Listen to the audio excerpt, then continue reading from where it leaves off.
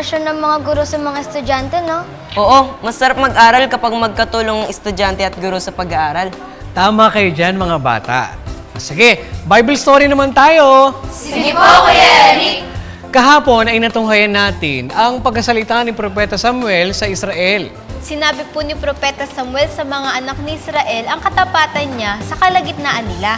At mula sa kanyang kabataan hanggang sa pagtanda ay pinangunahan niya po sila. At pati na rin po ang magagandang bagay na ginawa ng Panginoon. Tama kayo, mga bata. At sa pagpapatuloy ng ating kwento, basahin na natin ang nakasulat sa unang Samuel sa 12, 18 hanggang 25. Sa gayoy tumawag si Samuel sa Panginoon, at ang Panginoon ay nagpasapit ng kulog at ulan ng araw na yaon. At ang buong bayan ay natakot na mainam sa Panginoon at kay Samuel.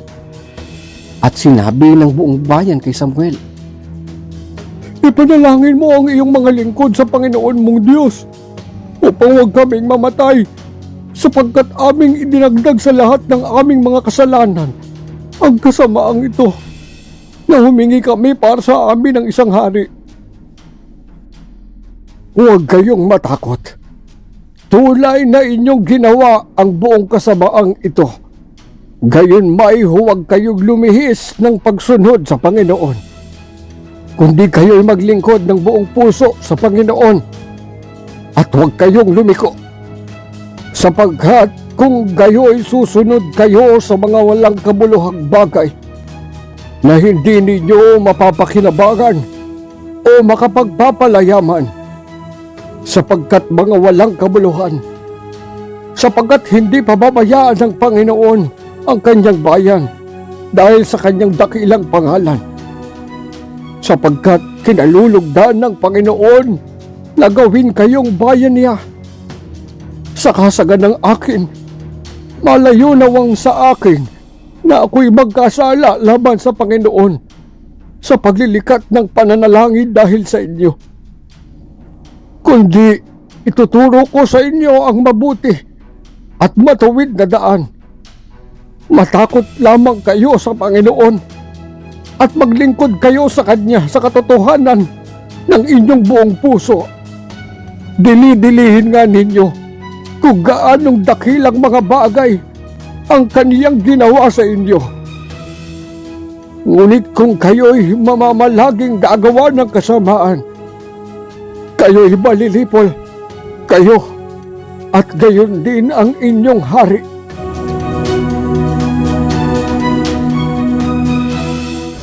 Ipinaliwanag po pala ni Samuel sa Israel kung ano po ang mangyayari sa kanila kapag sila po ay susunod sa Panginoon o mananatiling gagawa po ng kasamaan. Pag sumunod po sila sa Diyos, syempre sasamahan po sila ng Panginoon. At kung gagawa po sila ng kasamaan, malilipol o mauubos po sila. Nakakatakot po pala ang mangyayari sa kanila. Oo, Junior. Kaya ang piliin natin palagi ay ang pagsunod sa Panginoon. At kung loloobin ay aalamin pa natin ang pagpatuloy ng kasaysayan ng Israel sa pangunguna ni Samuel. Kaya't huwag kayong absent sa panonood ng Bible Story. Ang paggalang sa ating mga guro at mabuting pakikisama ay mga kaugalian na dapat nating mataglay. Masarap sa pakiramdam na meron tayong magandang pakikisama sa ating mga guro at sa ating kapwa-tao. At kapag tayo ay naging mabuti sa ating kapwa, tiyak na ang mga ito ay magiging mabuti rin sa atin. At yan nga ang mabasa natin sa aklat ng Mateo sa 7 at 12. Kaya nga, lahat ng mga bagay na ibig ninyong sa inyo'y gawin ng mga tao, gawin naman ninyo ang gayon sa kanila, sapagkat ito ang sa kautusan at ang mga propeta. Mga bata, alam niyo ba kung ano ang katangiang dapat taglayin ng ating mga guro? Taglay kaya ito ng ating mga guro? Yan ang aalamin natin bukas kung lolobin ng Diyos.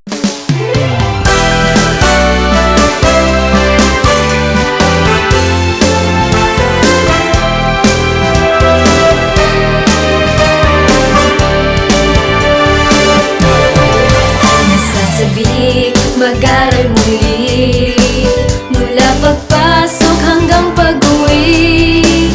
Nasa isipan kong palagi ang pag-aaral.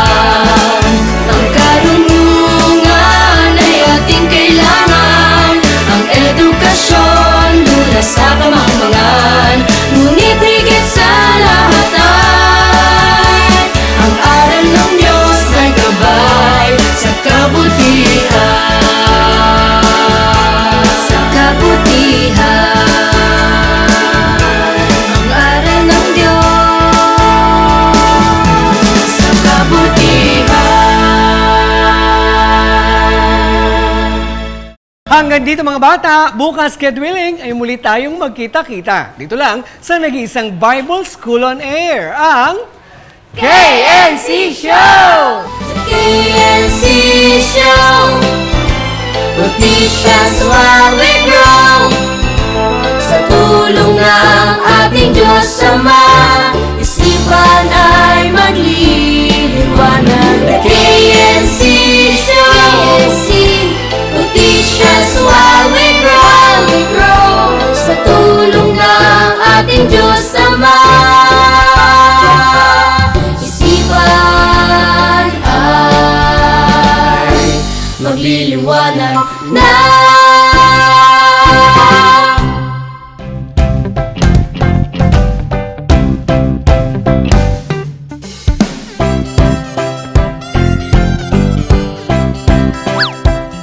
Opo, Kuya Eric, bukod po sa pag-aaral ng mabuti, kahit dito po ay may... Opo, Kuya Eric, bukod po sa pag-aaral ng mabuti, bukod po... Pinaliwanag po pala ni Samuel sa Israel kung Siyempre, sasamahan po sa...